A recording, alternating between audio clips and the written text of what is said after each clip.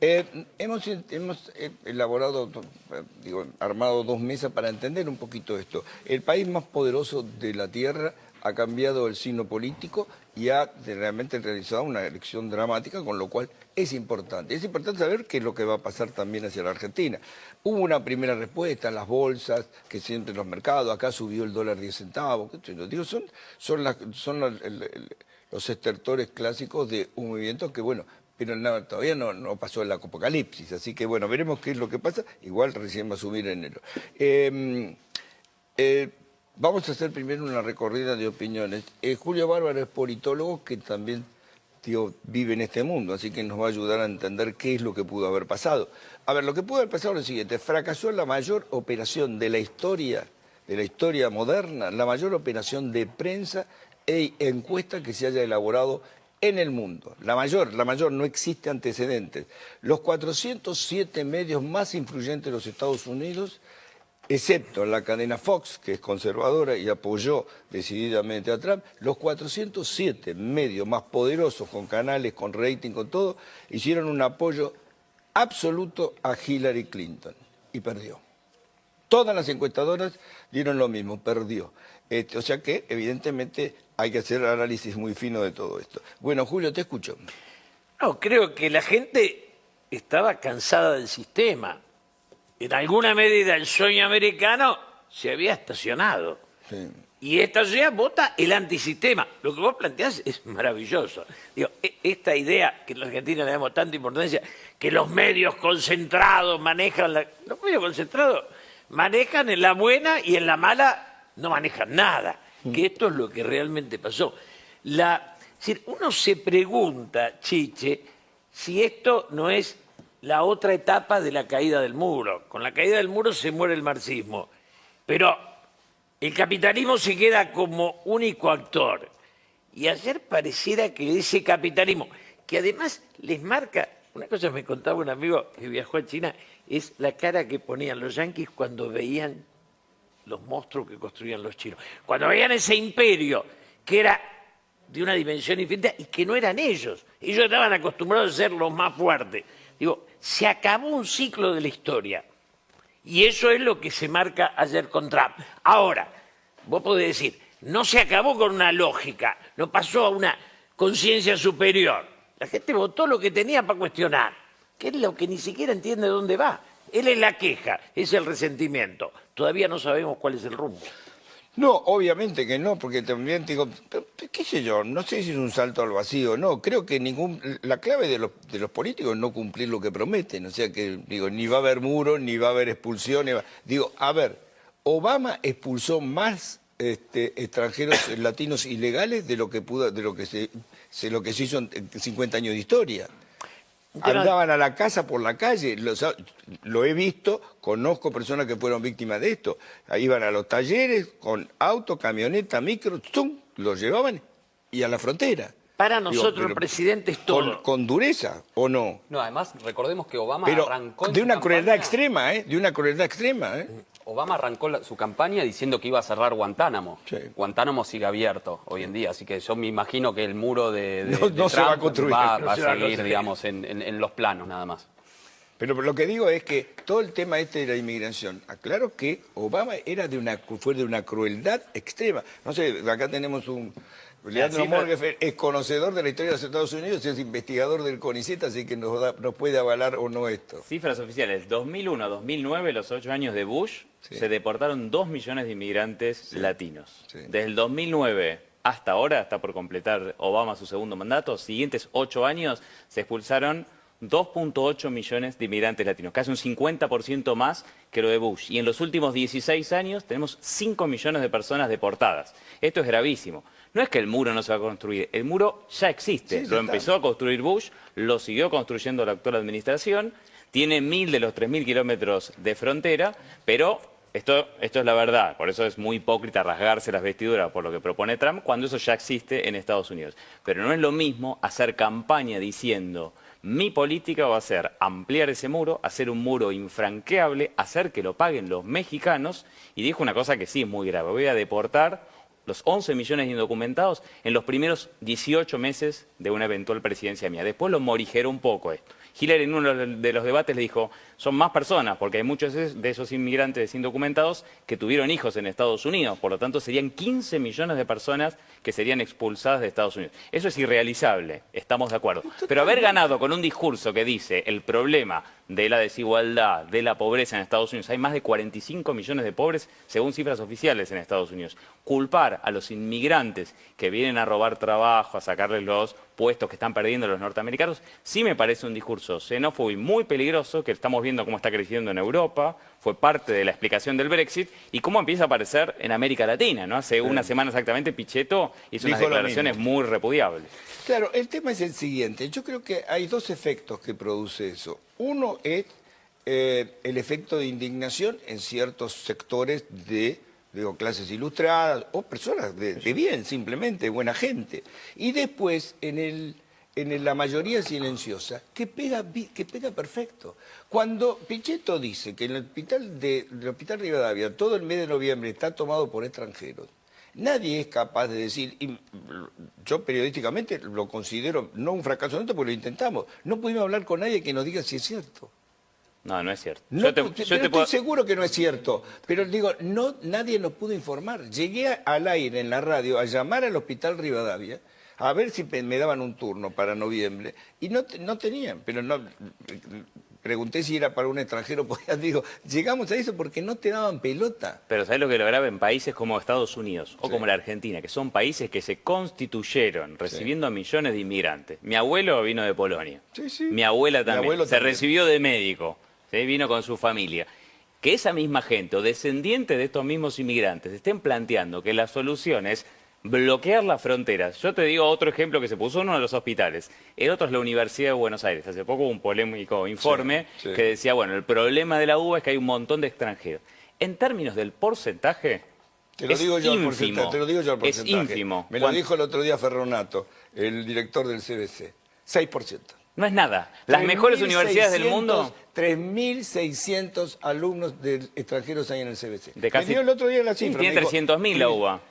Me dijo, son 3.600, es el 6% de toda la matrícula. Yo en mi curso de la UBA tengo 1 o 2 y que enriquecen. Todas las mejores universidades del mundo tienen porcentajes arriba del 10% de extranjeros. Entonces ese discurso es peligroso porque estigmatiza a los inmigrantes y que Trump haya ganado me parece que lo que va a provocar... ¿Quién fue la primera que lo salió a felicitar ayer cuando ni siquiera él había hablado ni Hillary Clinton? Marine Le Pen, una de las que tiene buenas posibilidades de crecer electoralmente en Francia, ampliando, digamos, esa grieta que significó el Brexit. Así que me parece que en términos geopolíticos, no solo económicos, es un tema para preocuparse que alguien con ese discurso haya ganado la presidencia de Estados Unidos. A ver, le vamos a preguntar a Diego Reynoso, que es director de una encuestadora de las más prestigiosas de la Argentina, que ha tenido la valentía de enfrentar el panel.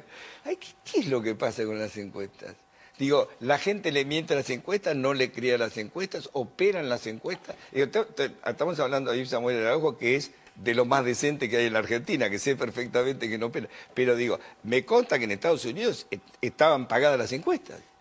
Primero te agradezco mucho el comentario que hiciste. No, lo aclaro porque, digo, de las pocas que yo en la que confío. Gracias. Mirá, acá hay tres temas, digamos, que hay que distinguir con esta elección. Uno son las encuestas, ¿no? Va a ser la vedette del año, digamos. Otro es la predicción y otra es el sistema electoral de Estados Unidos. Las encuestas estimaban que Hillary Clinton iba a tener más votos populares que Donald Trump. Algo que es correcto, porque Hillary finalmente tuvo más votos populares que Donald Trump. 47,7 contra 47,5. En las estimaciones, por ejemplo, de nuestra consultora, que es una consultora mundial, digamos, en tantos los países, la estimación nuestra fue de likely voters, de votantes probables. Hillary tenía 44%, sacó 47,7%, estaba dentro del intervalo de confianza. La estimación nuestra en ese sentido fue correcta. Ahora, sucedió algo. Hubo un 5% de asistencia electoral por encima de la registrada de 2012, que ya había sido alta, que fue del 58% para los estándares de Estados Unidos, que la gente no va a votar prácticamente, 5 puntos más, casi 63 puntos de asistencia electoral. Es un montón de votos. Esto también modifica, ¿se entiende? La estimación paramétrica. Totalmente. Esto hizo que, por ejemplo, la estimación que teníamos de alrededor de 40 de Donald Trump esté un poquitito por arriba de la del intervalo de confianza. Entonces, en términos de estimaciones, quiero decir 50-50, no está mal. 2, la predicción. Eso es algo que estuvo muy de moda en esta elección, porque muchos blogs y cadenas donde no se hacían encuestas, sino que estimaban probabilidades de victoria. 558, por ejemplo, que es la de Nate Silver, prestigioso, New York Times, etcétera, decían Hillary tenía 0.90 probabilidad de éxito. Bueno, estas sí son las que enfrentan la predicción de probabilidad de triunfo, es la que quizá esté más afectada. En tercer lugar, el colegio electoral.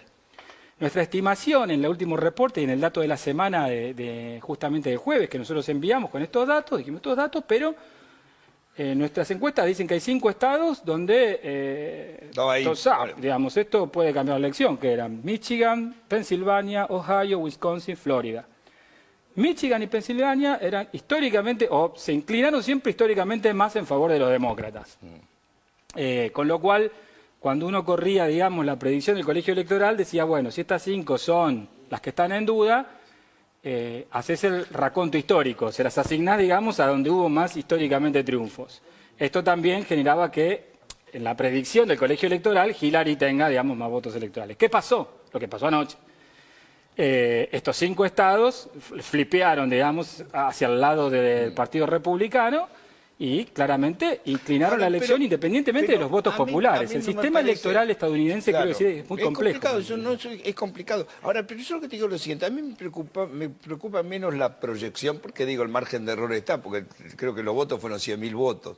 De más, digo, es nada, es 50 y 50, digamos, no es un margen de error tan grande. Lo que a mí me sorprendía más es otra cosa, la interpretación de los discursos y de los debates. Estaban totalmente operados. A ver, esto se veía en vivo, yo me acuerdo del último, que fue casi escandaloso. Terminaba el debate, los periodistas hacían la pregunta, estamos hablando de la CNN americana, no estamos hablando de la CNN en español, que tenían un panel de 12 personas que levantaban la mano, 10 para aprobar algo que decía Trump, y el periodista interpretaba que decían que estaba en contra. Pero descaradamente, pero te digo yo, una cosa fue muy impresionante cuando le preguntaban a los periodistas, le preguntaban a la gente quién había ganado el debate, decía Trump y traducían Hillary.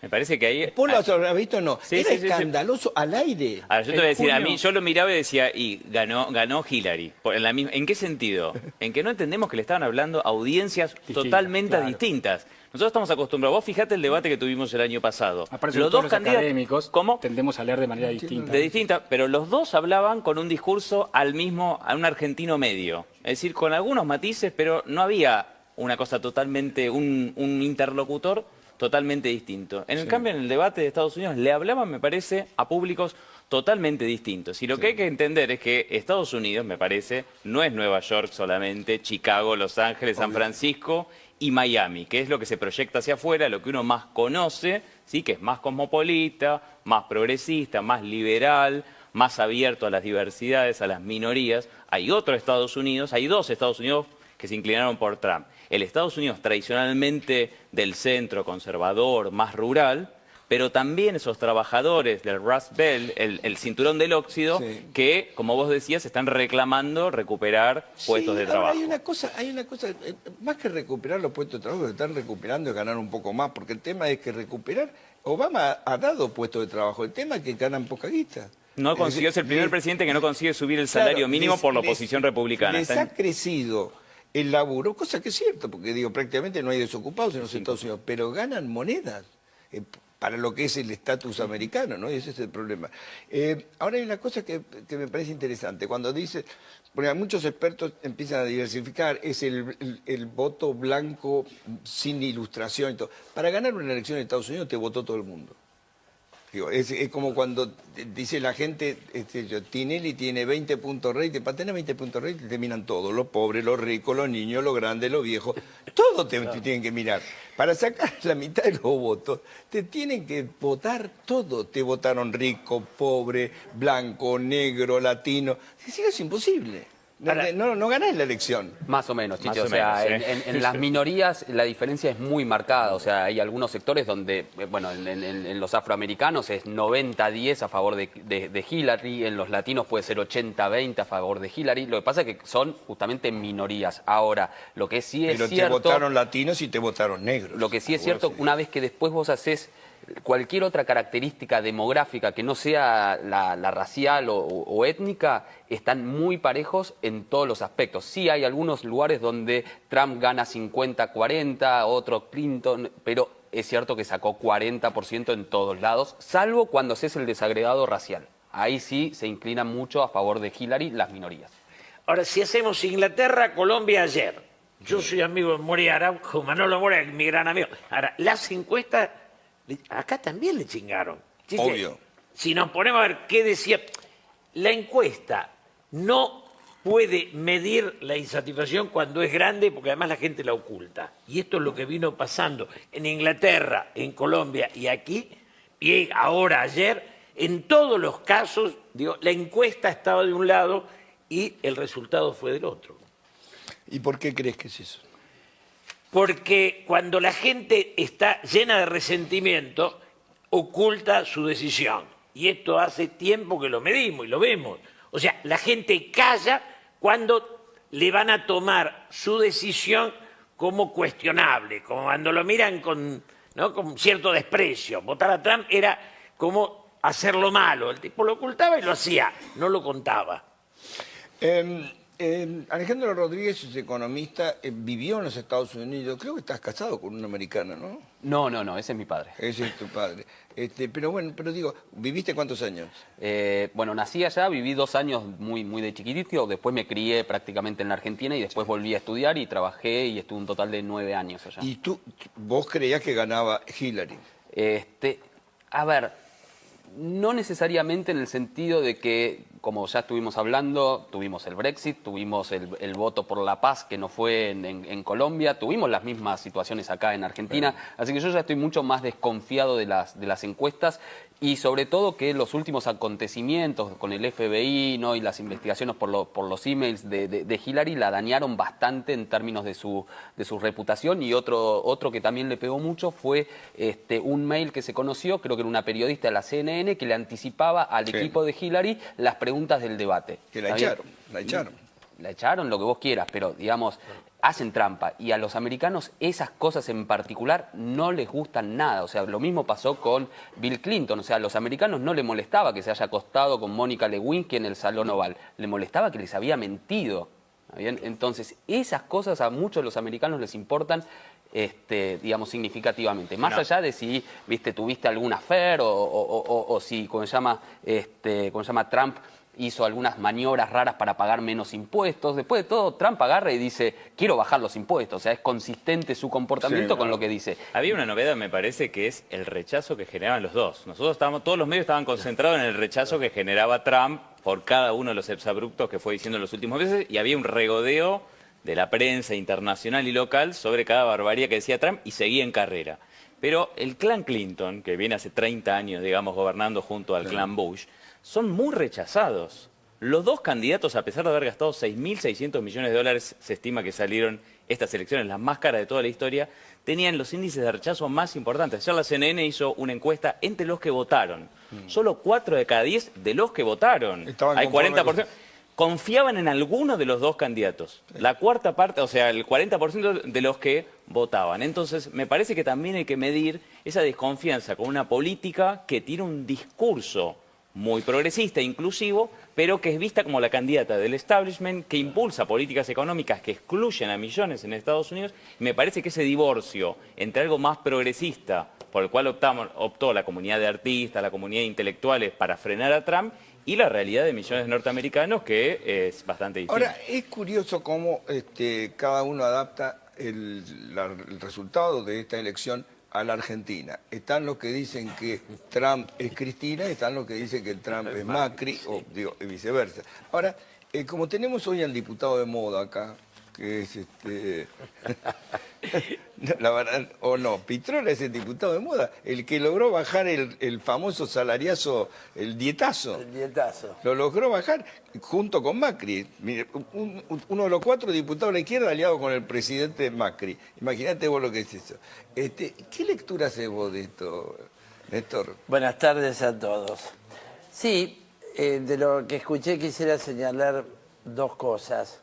Una, que en los últimos 15 años se perdieron 5 millones de puestos de trabajo industriales en Estados Unidos. Sí. Ha crecido el empleo basura, gente que tiene 2 laburos para sobrevivir y no gana lo que ganaba antes. Pero además, engañan así como engañaron las encuestas, engañan algunos índices. Porque se ha triplicado el número de personas que no buscan más trabajo. Lo cual miente la desocupación real en Estados Unidos, cosa que nos suele ocurrir también aquí. Desde el punto de vista político, agrego un tema. Bueno, creo que esta desintegración del sistema político norteamericano tiene base en la crisis mundial y arrancó en el 15S de la caída de Lehman Brothers, con la crisis de las hipotecas, las expulsiones y una crisis mundial que ha atravesado distintas fases.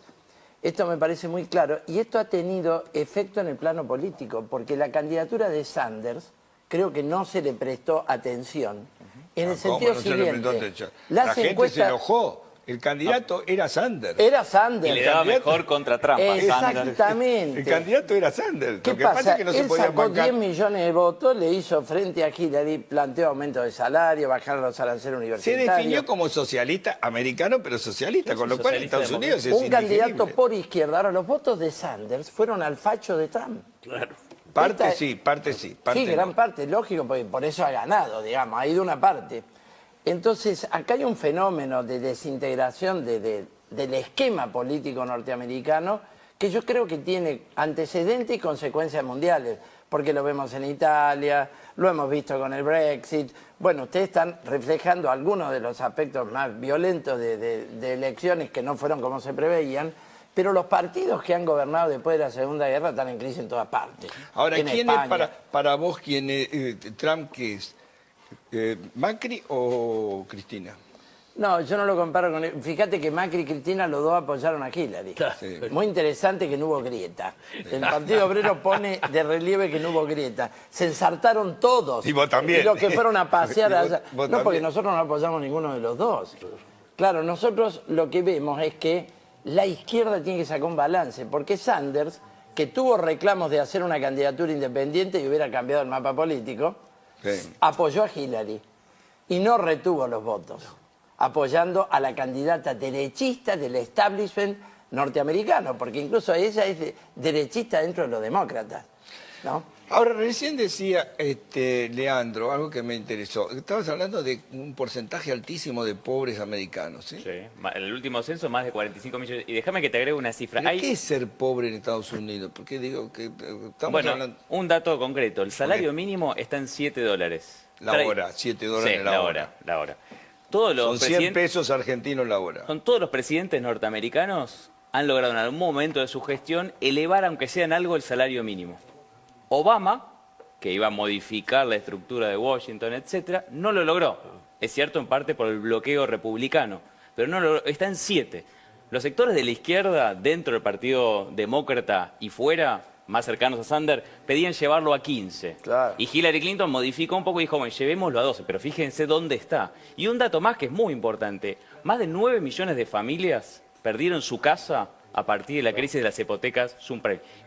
Pensemos eso multiplicado, si tomamos una familia de tipo, lo que implica en porcentaje de la población. O sea, la crisis del 2008, sí. y ahí Trump decía, Hillary decía, ya superamos la crisis, el desempleo ya está, Estados Unidos ya salió, ¿no? Europa sabemos que no salió, el resto del mundo tampoco, pero Estados Unidos ya salió. Y Trump dijo, no salimos de la crisis. Esos 5 millones de empleos industriales, ¿sí? Ese recuperar el sueño americano, que es el eje del discurso de Donald Trump, sí. Esa caída de la participación de los sectores medios, que en los años 70 tenían el 63% del PBI y hoy no llegan al 50%, habla de una globalización neoliberal que expresaba Hillary Clinton y que produjo en Estados Unidos y en todo el mundo más desigualdad social. Pero yo le voy a pedir después a Alejandro Rodríguez y a todos, obviamente, que me interpreten el por qué, si esas mismas cifras se dieron en la Argentina, porque la pobreza no la inventó Macri, venía de antes. Digo, todos los números venían de antes.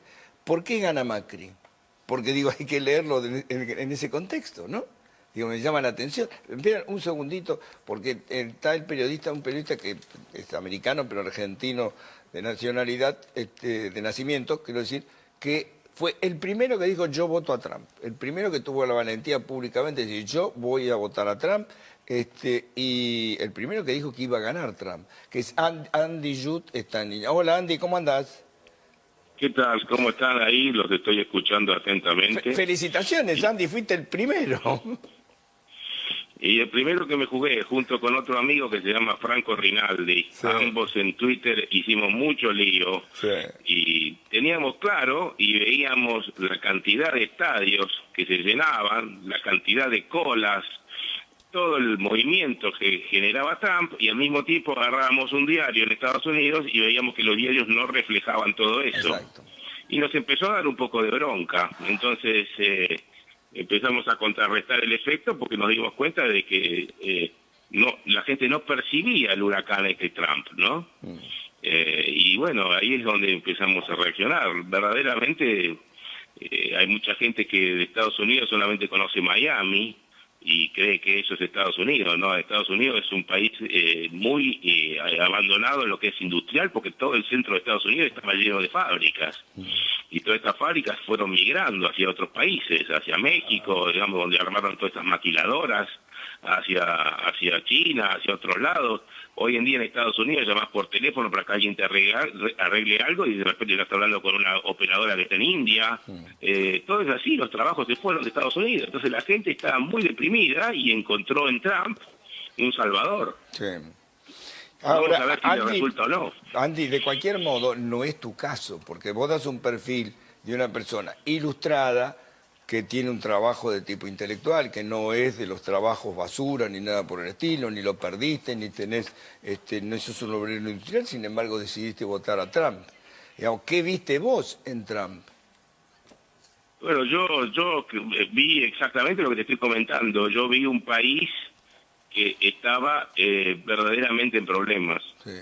Que veía que toda esa fortaleza que tuvo en alguna época con la industria norteamericana, para aquellos que vienen a Estados Unidos, a Washington, por ejemplo, y van a un museo y ven los trenes y ven, no sé, todas las invenciones que hicieron en Estados Unidos, veía que el país estaba pagando. Entonces era importante de alguna forma hacerlo. Si bien acá hubo todo un trabajo intelectual últimamente muy grande, sí, toda la industria de manufactura de Estados Unidos estaba muy, muy débil.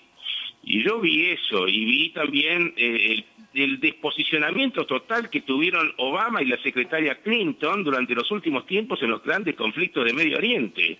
Yo conozco en particular la relación que tuvo el Estado de Israel con Estados Unidos, donde Obama maltrató a Israel de la peor manera. Sí. Y bueno, yo tuve que saltar automáticamente a pensar, y hay un libro que recomiendo, que es El último embajador israelí acá en Estados Unidos, donde dice claramente cómo hasta que lo querían expulsar, ¿no? Mike Loren, no, se llama fue, Ali el libro. Fue muy impresionante. Muy grave. Y yo vi todo esto, y vi otros temas también globales, donde, por ejemplo, ISIS crecía, todo, digamos, crecía en el mundo con el tema, y Estados Unidos no reaccionaba, con un presidente que se llama... Recordemos que se llama, digamos, Barack Hussein Obama, sí, y que la verdad no ponía la fuerza que había que poner en un mundo donde se mataba gente a miles en Medio Oriente con ISIS. No, me llamó la atención que Netanyahu, el premier israelí, dijo: felicitaciones a Trump, un verdadero amigo de Israel, porque todo el mundo creía que Trump tenía en su discurso, ¿viste? Una cosa, y dijo un auténtico, verdadero o gran amigo de Israel. O sea que evidentemente el voto judío también influenció. Digo, que no es un tema menor. Yo creo que mucha gente, no solamente el voto judío, vos sabés que es el voto católico, cristiano judío, porque todo el centro de Estados Unidos es muy creyente y está todo el mundo preocupado por lo que está pasando con ISIS, que mata cristianos, que hace desastre en todo Medio Oriente. Eso también tuvo mucho que ver. Vieron un Estados Unidos muy débil, un Estados Unidos que verdaderamente que no, digamos, el mundo no hacía, digamos, de efecto subsanador, como de repente en una época tenía Estados Unidos más ese rol, digamos, central cuando había un conflicto que se vio en los últimos años, últimas décadas. Digamos, la no intervención de Obama lo transformaron en una suerte de Carter, ponele. Sí. Bueno, mucha gente quiso cambiar. Eso es lo que es la geopolítica internacional. Ahora, con respecto a la política doméstica y lo que es el sistema de Estados Unidos de posicionarse económicamente en el mundo con estas alianzas, con China, con México, y qué sé yo, hay mucha gente que está preocupada porque veía que todo su trabajo, todas sus industrias, todas sus empresas desaparecían. Andy, la verdad muy interesante, quería felicitarte por el acierto, digo, porque además había que tener la valentía de decirlo, porque era políticamente incorrecto, y además vos decías que iba a ganar, y ganó finalmente. Te mando un abrazo, Andy. Te voy a contar un chisme nomás, que te lo agrego como un dato interesante que tiene que ver con la Argentina. Sí. Había una frase que había dicho la canciller Malcorra con respecto de Trump, ¿no? Diciendo que... como se llama, que si ganaba Trump la relación con Estados Unidos iba a entrar en un parate. Yo ayer te puedo asegurar que ayer a la última hora de la noche los invitados de Argentina, porque yo estuve con muchos de ellos, eran como 300, 400, estaban todos sorprendidos, decían, bueno, ¿y ahora qué hacemos? Y sí, obviamente fue bastante imprudente, pero bueno, todo se olvida, viste que la diplomacia tapa todo. Te mando un abrazo, Andy, gracias. Chao, saludos. ¿Qué me decías, Julio? ¿Querías decir algo sobre lo que comentó de la Malcorra? Yo creo que Malcorra y Lustó también.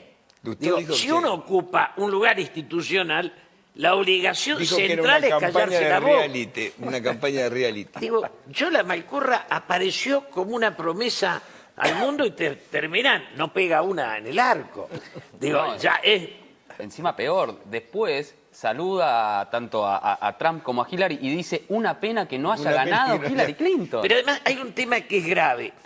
Teniendo en la Argentina una escuela de diplomacia en serio y de envergadura, elegimos una persona que viene de la gerencia de los teléfonos, de otro modo, es un aficionado. Pero además de esa patinada que tiene que ver con una cuestión diplomática que van a tratar de restañar ahora, sí. Hay dos temas que me parece graves de la relación Argentina-Estados Unidos. Ese es mi tema, de cómo se reorientó en estos 10 meses, que fue uno, el giro que hizo Macri y Malcorra, digamos, desde diciembre, de apuntar hacia una integración mirando a los países de América Latina, los BRICS, a un alineamiento con Estados Unidos. Tomamos la agenda de Estados Unidos en materia política, económica, militar, ideológica y cultural, castigando a los países del bloque bolivariano, tratando de quebrar el Mercosur, sobreactuando ese alineamiento. Me parece que se apuraron a decir, viva Hillary, y como diciendo, con esto vamos a continuar con esa política de relaciones carnales. Ahora, y lo segundo, perdóname, es que el tema de los tratados de libre comercio, que es muy grave. Sí. Hillary Clinton era la candidata del TPP, del Tratado del Acuerdo Transpacífico. Ella fue la impulsora en la campaña corrida por Bernie Sanders y también por Trump y también por los sindicatos que están afiliados al Partido Demócrata. Tuvo que decir que no lo iba a ratificar, pero es un acuerdo que ella impulsó como secretaria de Estado y que Obama estaba pretendiendo en estas 6 semanas que le quedaban ratificarlo.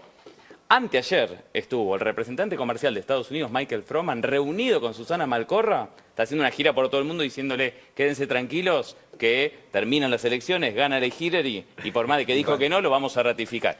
Y vino la Argentina, que no es parte del TPP, pero Macri dijo que quiere sumar. Es decir, la estrategia de Macri de firmamos tratado de libre comercio, nos endeudamos, vienen las inversiones, con esto... Segundo. No hay premio para el cahuete, va. Yo quería ir ahí porque el semejante yerro del vizcachazo de Macri y Malcorra tiene que ver con la desesperación, porque la única bala en el cargador de Macri es la política de endeudamiento.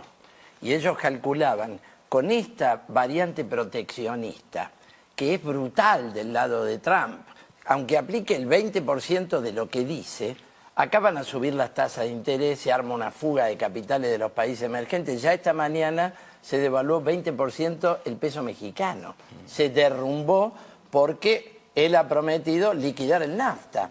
Entonces, la desesperación yo creo que llevó a esta gente al yerro y abre una incógnita del futuro argentino porque todo el presupuesto y toda la política económica está basada en endeudamiento. Pitrola, está bien que seas el diputado de moda, pero... ¿quién tiene certidumbre en el mundo actual? Sí, por supuesto. ¿Quién tiene una certidumbre claro. que vos decís, Correcto. proyecto tal cosa y me sale, voy a hacer un tratado de libre comercio? Estoy con vos. Nadie Estoy puede con vos. acertar ni siquiera el 10% de lo que va a hacer Trump.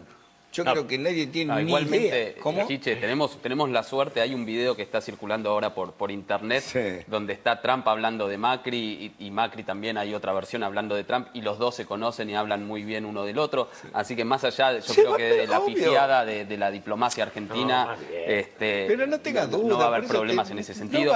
pero hoy el mundo son intereses en última instancia, digo, más allá de ideologías y cosas por el estilo. Pero los papelones, ¿para qué hacerlo? Uno los puede evitar cada tanto, ¿no? Todo junto Sí, es mucho. no. Bueno, Pero ayer vos creés ayer que el las embajador- relaciones personales va a hacer que venga lluvia de inversiones. No, pero tampoco Bueno, iba a venir igual de otra forma. No, Bueno, por eso. correcto, pero Las condiciones había son peores. montado, claro, pero son peores, se empeoran, porque él había montado el gran campo fértil para la banca acreedora para meter plata acá.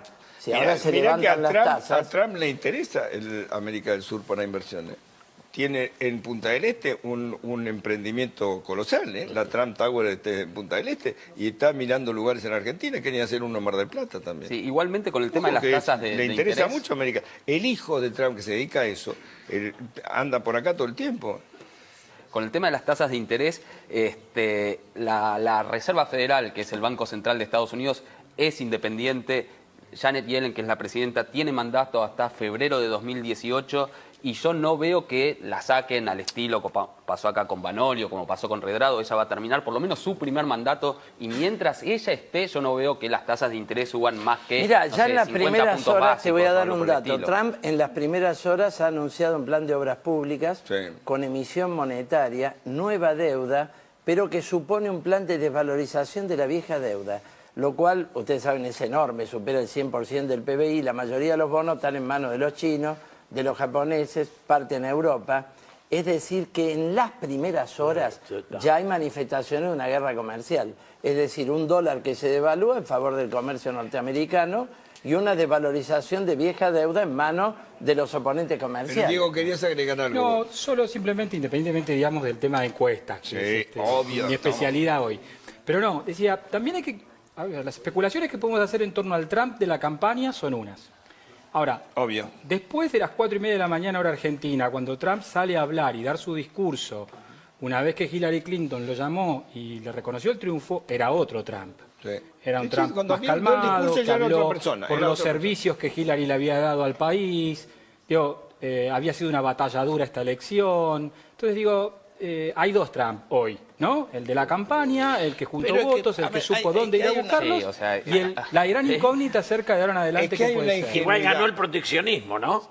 El proteccionismo le ganó a el libre mercado. Claro, pero hay una En la ingenuidad. campaña sí. Acá no le- Hay una ingenuidad muy grande también en la evaluación que hacía la prensa y el mundo, ¿no? En general. De pensar que Trump es un loquito que se largó una campaña para ser presidente de los Estados Unidos y que no tiene nadie pensando detrás. El vicepresidente que tiene Trump es un vicepresidente de lujo. No es que tiene un Gil, supo elegir su candidato a vicepresidente, pero lo que digo es un tipo que está asesorado. No es que el tipo hablaba todo de jarabe de pico Pará, y le salía. de lujo, porque vos lo estás comparando con cómo hablaba Trump en los debates. obvio. Es el gobernador de Indiana. Sí. ¿Sabés por qué se hizo popular? Sacó una ley en Indiana que le permitía a los comerciantes aplicar, ¿sí?, una objeción de conciencia y no atender a parejas del mismo sexo si iba en contra de sus intereses religiosos. Se armó tan despelote hay universidades muy poderosas en Indiana, cancelaron todas las convenciones y dejaron de perder millonarios y lo obligaron a derogar esa ley. Es un tipo ultramontano como conservador. O sea, a mí me preocupa pero que en el país de la intelectualmente- tolerancia, No, pero ¿qué el tolerancia? vicepresidente directamente permita Pero que Leandro, los comerciantes Leandro, pues no sé si vos has vivido, Alejandro, no es lo que la gente cree de Estados Unidos. La gente cree que Estados Unidos está, porque hablan en inglés, están mucho más modernos. El matrimonio igualitario está mal visto. Digo, está último en el mundo el matrimonio igualitario. En No, Estados para Unidos. desmitificar un Estados Unidos como si fuera todo Nueva York o San no. Francisco. Cuando salís de Nueva York entras en Estados Unidos. Pero lo no que me te lo, dice todo el no me lo mundo. pongas a Pence como un A mí, modelo. de- no, intelectualmente comparado con los dos. Ah, intelectualmente ¿sabe sí, qué? pero Es Shakespeare directamente. ¿Qué quiere que No, te igual, diga? Chiche, hoy me puse a buscar porque dije, bueno, a ver, Yo descartaba que ganaba Hillary, así que mucho no me metí en quiénes eran los asesores económicos de Trump. Entonces dije, vamos a buscar quién va a ser ¿cómo se llama? El consejo económico de Trump, porque allá no tienen ministro de Economía, sino que tienen un consejo de economistas. Y me puse a buscar muchos empresarios, ¿está bien? Y encontré un par de economistas académicos, uno que lo reconozco el nombre, entonces digo, a ver, googleo un poco más de y este economista, ahora se me borró el nombre, habla en una entrevista que le hacen, dicen cómo fue su acercamiento con Trump, y dice, Trump se me acercó para ofrecerme estar en su consejo de asesores, y yo le dije, mire, señor Trump, yo comparto el 80% de las cosas que usted dice, pero hay un 20% que tiene que ver con la política migratoria y la política comercial, que estoy completamente en desacuerdo con usted, o sea, yo no puedo ser su asesor en este tema. Y Trump le dice, no te preocupes, en esas cosas podemos estar en desacuerdo. O sea, yo no creo que vaya a ser tan... O sea, va a ser como Menem, ¿viste? El Menem de la revolución productiva y el salariazo. No, esto va a ser hay algo así. que nos cuesta a nosotros como sociedad, porque cada presidente argentino hace un nuevo país, agarra para otro lado, cambia todo. En Estados Unidos lo que se cambia es muy poco. Empiezan de cero. Claro. En Estados Unidos la cosa es mínima de cambio, ¿o no? Y otro en general, a ver, yo digo, hay dos bibliotecas, los que dicen, efectivamente, hay un gobierno permanente, es el gobierno de las corporaciones, está el Congreso, la Corte Suprema. La institucionalidad americana está por encima del poder siempre. Wall Street, Eisenhower se fue en el 60 y dijo, el complejo militar industrial ya en 1960, él que era un general, dijo, es el que está gobernando realmente, peligra la democracia. Eso es cierto. Sí. Ahora, Trump llega a la presidencia habiendo pateado una cantidad de tableros importantes, incluso de su propio partido. Eso es una novedad. Sí. Que incluso, por ejemplo, publicaciones, no solo vos mencionabas Fox, pero el USA Today, muy conservadoras, se hayan alineado a votar contra Trump. ¿Sí? Que buena parte de los think tanks en materia de política exterior, incluso los ultraconservadores, se hayan alineado con la figura de Hillary Clinton, indica que Trump genera un signo de pregunta. Si efectivamente va a tener muy poco margen de maniobra y lo van a poner en caja rápidamente o le van a pegar un tiro, como algunos especulan, o efectivamente va a cambiar algo a partir de ahora en Estados Unidos y hay una crisis mucho más profunda. Jóvenes, yo les agradezco mucho la gentileza. La verdad que ha sido muy interesante. Vamos a renovar otra mesa para seguir discutiendo el mismo tema, porque es lo que atañe a las argentinas, por supuesto, ¿no? Pero digo, es apasionante como experiencia vivirla, ¿no? La verdad que un cambio tan paradigmático, tan dramático en el país más poderoso de la Tierra, ¿no? No me dijiste si Trump es Macri o si Trump es Cristina. Es que creo que no podemos llegar. Digo, cuando vos preguntaste por qué habían aquí votado a Macri, es porque en la medida... seguir la pregunta esa, porque yo sigo pensando, si vos tenías los números que tenías, digo, por eso digo, en Estados Unidos con esos números votaron a Trump, digo, me llama la atención. No se vota por amor sino por odio, se vota en contra de. Todo esto está claro. Chiche, para mí la respuesta es así. Macri es muy parecido a Trump en muchos aspectos. Ahora, el equipo de gente que rodea a Macri es más parecido a Hillary. Está bien, es una buena razón. Pero Trump ha acumulado, disculpen en este cierre, un poder personal enorme. Sí. Porque Macri no tiene el Congreso, Trump lo tiene más de lo que lo iba a tener Hillary, y al haber pateado todos los tableros y enfrentado a 600 cadenas mediáticas y tener el apoyo de 13, el poder personal que tiene es muy grande. Ahora veremos, ¿no? No sé, el diputado de moda pone el acento en esto, así que tenemos que darle bola. Gracias, un placer. Vamos a vender, por favor, Esencial tiene una recomendación.